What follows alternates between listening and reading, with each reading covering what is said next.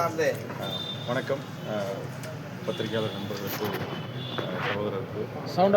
சகோதரிகளுக்கு வணக்கம். நான் இயக்குனர் கிட்டு. நான் இங்கே இந்த திரைப்படத்துறைக்கு வந்தது ஒரு ஆதங்கத்தில் தான் வந்தேன். 2009 இன அழிப்புக்கு பிறகு என்னோடய மனசில் சில விஷயங்கள் ரொம்ப அதிகமாகவே ஆழமாக இருந்தது. சில விஷயங்கள் நம்ம கொண்டுட்டு வரணும்னு. அப்போது என்ன அப்படின்னா, தமிழர் வரலாறு இங்கே சினிமாவை எடுத்தா, அதுவும் தமிழன் எடுத்தா இந்த மாதிரி சூழ்நிலைக்கு ஆளாகும். நீங்கள் அதே பாருங்கள், தமிழர் அல்லாதவர் தமிழருடைய வரலாறை தப்பாக எடுத்து அதை ரொம்ப சுலபமாக திரைக்கு கொண்டு வந்துடுறாங்க. ரொம்ப முக்கியமாக சொல்லப்போனால், இப்போ பொன்னியின் செல்வன் நம்மளுடைய வரலாறு கிடையாது, அது ஒரு புனைவு கதை. ஆனால் இன்றைக்கி பொன்னியின் செல்வனை பார்ட் 1 பார்ட் 2 எடுத்து எத்தனையோ கோடி சம்பாதிச்சுட்டு போகிறாங்க. இன்றைக்கி பார்க்கக்கூடிய இந்த ஜென்சி அந்த பசங்க இதுதான் நம்ம வரலாறுன்னு நினைக்கிறாங்க, இதுதான் சோழர் வரலாறு நினைக்கிறாங்க. அப்போது இங்கே நம்மளுடைய வரலாறும் சரி, நம்மளோட வழிகளும் சரி இங்கே பதியப்படலை. ஆனால் தமிழ் இலக்கணத்தில் இந்த கலை மூலியமாக தான் ஒட்டுமொத்த தமிழோட எல்லா வரலாறும் கடத்தப்பட்டிருக்கு. அது இலக்கணமாக கடத்தப்பட்டிருக்கு, அது நாடகமாக கடத்தப்பட்டிருக்கு, அது பாடல்களை கடத்தப்பட்டிருக்கு. அப்போது அதனுடைய வடிவம் தான் இப்போ இந்த திரை வடிவம், இப்போ இந்த சினிமா. இப்போ இந்த சினிமாவுக்குள்ளே என்ன ஆகிட்டு இருக்கு அப்படின்னா, இப்போ தமிழ் சார்ந்து நம்மளுடைய வழிகள் நம்ம சொல்ல வரும்போது அதற்கு ஏகப்பட்ட தடை இருக்குது. இன்னும் முக்கியமாக இந்த மாதிரி கதையெல்லாம் நம்ம சொல்லி அதுக்கு ரொம்ப பெரிய நடிகர்கள்லாம் கண்டிப்பாக வரமாட்டாங்க.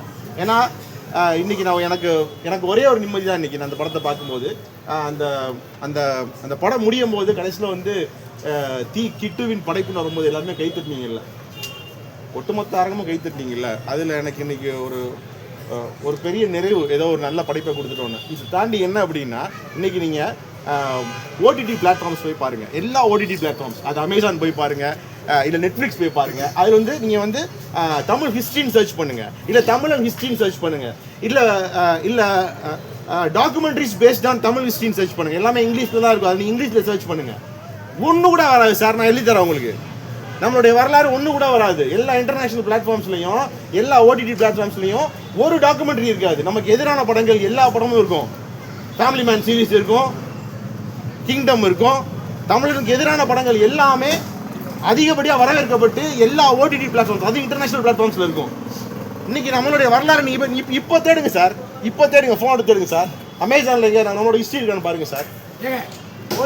தமிழ்லே பேர் வைக்க அதுதான் சார், அதை தான் சொல்கிறேன். அந்த இன்டர்நேஷனல் ஸ்டாண்டர்ட்ஸில் எல்லா மக்களுக்கும் நம்மளுடைய வரலாறு, நம்மளோட வழிகளையும் போய் சேரணுன்றதுக்காக தான் நம்ம அந்த ஓடிடிக்குமே ட்ரை பண்ணுறோம். ஆனால் அங்கேயுமே பார்த்தீங்கன்னா நமக்கு எதிரான படங்கள் தான் அதிகமாகவே வருது. தமிழ்நாடு கவர்மெண்ட்லேயே தமிழ்நாடுங்கிற பேர் எடுக்கிறாங்க. சொல்லுங்க, கண்டிப்பாங்க. என்ன நீங்க கண்டிப்பாக சொல்லுங்க. தமிழ்நாட்டில் தமிழனுக்கு எதிரி வேற யாரும் கிடையாது, நம்ம தான். நம்ம இல்லை, நம்ம அரசாங்கம் அப்படி ஓப்பனா சொல்லிட்டு ஓகேங்க. இல்லைங்க, நீங்க ரோட்டுக்கு வாங்க. கண்டிப்பா புரியுது. என்ன சொல்றேன், ஒரு தமிழன் படம், தமிழன் வரலாறு சொல்ற படம் தமிழ்நாட்டில் ரிலீஸ் ஆகுங்க, ரோட்டுக்கு வாங்க.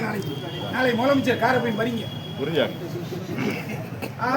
அதனால ஏன் புலம்புறீங்க? கண்டிப்பாங்க. இல்லைங்க, இது என்னோட ஆதங்கத்தை தான் வெளிப்படுத்துறேன் நான்.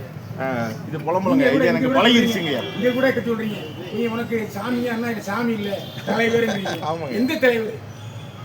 என்ன பேசுறீங்க நீங்க? இல்லங்க, அது உங்களுக்கு நம்ம இப்ப இங்க சிபிஎஃப்சி சார், இங்க சென்சாருக்கு கட்டுப்பட்டு சென்சார் போர்டுக்கு என்ன பண்ண கொடுக்க மாட்டானுங்க தியேட்டர். எனக்கு இப்போ ஒரு பெரிய ஆச்சரியம் என்ன அப்படின்னா, இந்திய அரசாங்கமே UA 13+ கொடுத்துருக்காங்க சர்டிஃபிகேஷன், அவங்களே கொடுத்துட்டாங்க. ஆனால் இப்போ நம்மளுக்கு தியேட்டர் கிடைக்கல.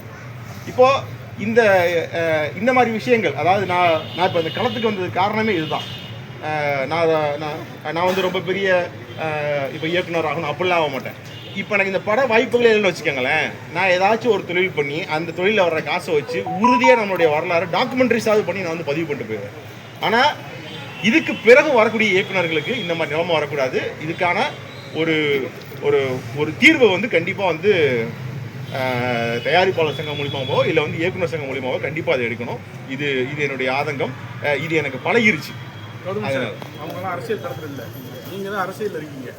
பிவிஆர் உங்களுக்கே தெரிஞ்ச ஒரு தமிழ் படத்துக்கு கொடுக்க மாட்டாங்க. ஏதாவது அரசியல் எடுக்கும் போராட்டம் ஏதாவது நீங்கள் பண்ணலாம். ஏன்னா அவங்க கிடைக்கல இல்லை பொதுவாக. அதாவது உங்களுக்கு தெரியும், கத்திப்பாராவில் என்ன நடந்தது, அபனியாபுரத்தில் என்ன நடந்ததுங்கிறதெல்லாம். அதாவது ஒரே ஒரு விடயம்தான், உரத்தை மட்டும் இன உணர்வுக்காக நின்று போராடினா ஒரு காலமும் இந்த இனத்துக்கு விடிவே வராது. இப்போ தமிழ் இனத்துக்குன்னு தமிழ் தேசியத்துக்குன்னு தமிழர்னு சொல்லிக்கிட்டு இங்கே எண்ணற்ற கட்சிகள் இருக்கு. நீங்கள் எப்படி சங்கங்கள்லாம் தங்களுடைய கடமையை மறந்து அல்லது துச்சமாக தூக்கி எறிஞ்சிட்டு இல்லது நேர்மையற்று அறமற்று நடக்குதோ அதுபோல் தமிழன்தான் நான் சொல்லிட்டு எவன்லாம் சார் மன்னிக்கணும் யாரெல்லாம் கட்சி ஆரம்பித்தாங்களோ கட்சி ஆரம்பித்து ஓட்டு வாங்கி கோட்டைக்கு போய் பாராளுமன்றத்தில் போய் நிற்கிறீங்களோ அந்த சகோதரருக்கெல்லாம் சொல்கிறான், நீங்கள்லாம் மானமுள்ள தமிழர்னா சல்லியர்கள்ங்கிற இந்த உலகத்தில் இதுவரைக்கும் எந்த இலக்கியத்திலையும் எந்த வரலாற்றுலையும் தமிழீழ தேசிய தலைவர் மேதகு பிரபாகரனை போல ஒரு மண்ணை நேர்மையோடு அறத்தோடு வீரத்தோடு ஆண்டதா வரலாறே இல்லை. இந்த உலகம் அழிய போகிற வரைக்கும் நீங்கள் தேடினாலும் கிடைக்காது. தமிழ்நாட்டில் இருக்கிற தன்னுடைய தாய் தந்தரை போர்க்களத்துக்கு அழைச்சி தன் பிள்ளையில போர்க்களத்தில் நிப்பாட்டி தானும் இறுதி வரைக்கும் அந்த மண்ணோட மக்களோட நின்ன ஒரு மாவீரன், ஒரு பெருந்தலைவன் இந்த உலகத்தில் எந்த இடத்துக்கும் இல்லை.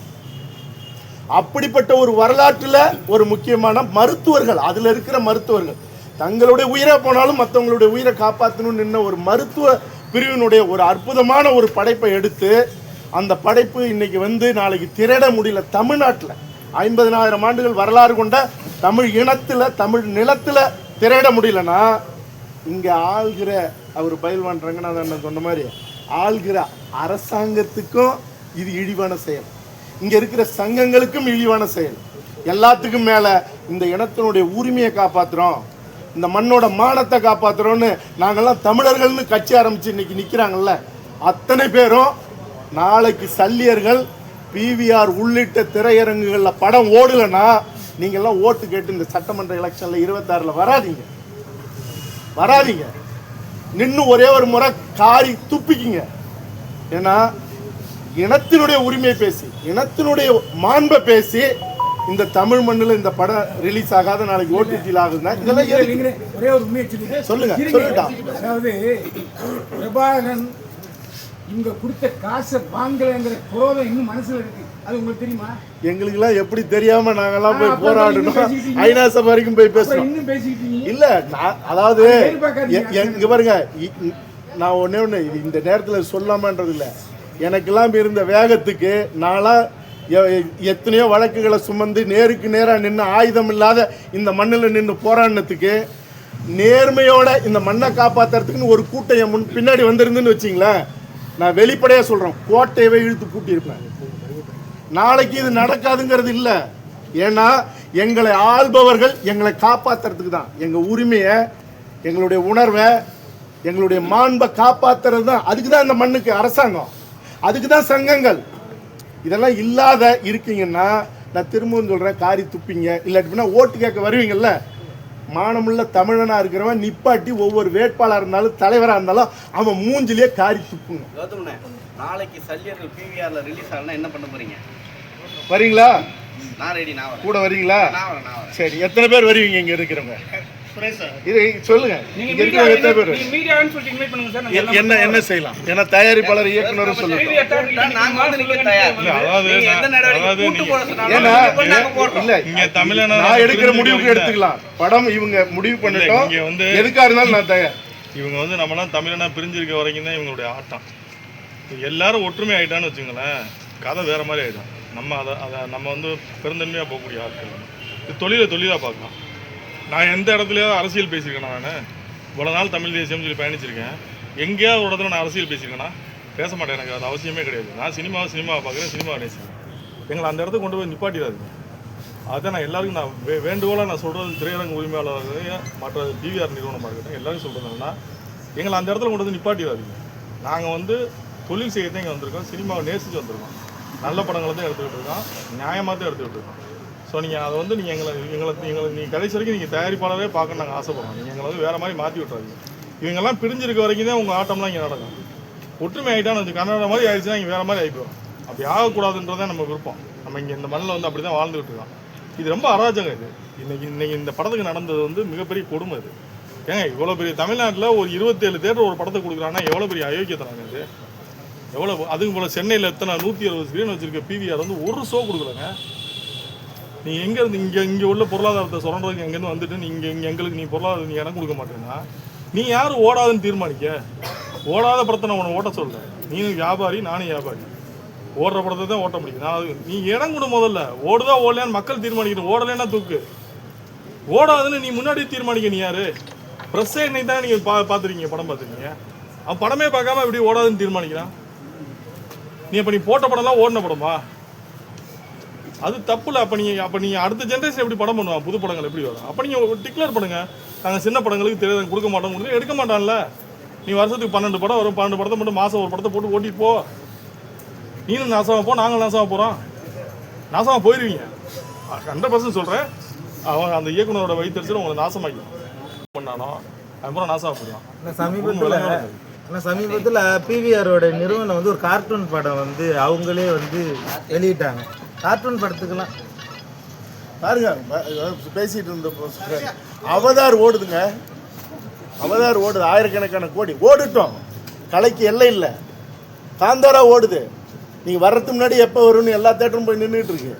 நீங்கள் அந்த அளவுக்கு இங்கே வரவேற்பு கொடுக்க வேணாம். நீங்கள் இந்த மண்ணில் தானே சம்பாதிக்கிறீங்க, இந்த மக்கள் கொடுக்குற காசு தானே. அப்போ இந்த மக்களுடைய வாழ்வை வரலாறு சொல்லும்போது நீங்கள் இப்போ கொடுத்ததில் 27 ஸ்க்ரீன் கொடுத்துருக்காங்கல்ல, நீங்கள் ஒரு 50 ஸ்க்ரீன் கொடுங்க. உங்கள்கிட்ட இருக்குது 100கணக்கான தேட்டரு, ஒரு ஷோவே கொடுங்களேன். சார், நீங்கள் அடுத்த ஒரு பெரிய 2-3 ப்ராஜெக்ட் வச்சுருக்கீங்க. பிவிஆர் புறக்கணிக்கிறீங்க. பிவிஆர் அடுத்த 2 பெரிய ஆர்டிஸ்ட் நட்சத்திர படங்கள் வந்து அடுத்து உங்கள் தயாரிப்புல ரெடியாக இருக்குது. அடுத்த அப்கமிங் படம். இப்போ இந்த சின்ன படம் ஒதுக்கின பிவிஆர் அடுத்து நீங்கள் அதை அப்படி டீல் சார், அது நான் தனிப்பட்ட முறையில் நான் ஒன்றும் இது வியாபாரம் சார். இது வந்து தனிப்பட்ட நான் சம்மந்தப்பட்டது கிடையாது. ஒட்டுமொத்தமாக அது ஒரு இயக்குனர், அது ஒரு நடித்தவங்க எல்லாரோட வாழ்க்கையும் இருக்குது. தனிப்பட்ட என்னோட முடிவு இது அசோசியேஷனாக முடிவு எடுக்கணும். நம்ம புறக்கணிக்கணும். அசோசியேஷன் புறக்கணித்து நம்ம முதலாளிகளை உருவாக்கணும். நம்ம தமிழ் முதலாளிகளை உருவாக்கணும். கார்பரேட்டுக்கு நீங்கள் திரும்ப நம்ம கார்பரேட்டை போகிறோம். எவனோ ஒருத்தர் நம்ம அண்ணன் தம்பி சம்பாரிச்சு போகிறான். கார்பரேட்னால தானே உன்னை டீல் பண்ண முடியல. நீ போன் அடிச்சா எடுக்க மாட்டேற. இப்போ நீ தனி முதலாளிகள்லாம் பண்ணி இப்போ நீங்கள் ஒரு திருப்பூர் சுப்பிரமணியம்னா இல்லை வேறு அழகரோ இப்போ யாரோ ஒன்றா தனி மனுஷனா நம்ம ஃபோன் அடிச்சு பேசுவோம்ல. நீ கார்பரேட்னால எங்கள் ஃபோன் எடுக்க மாட்டேற.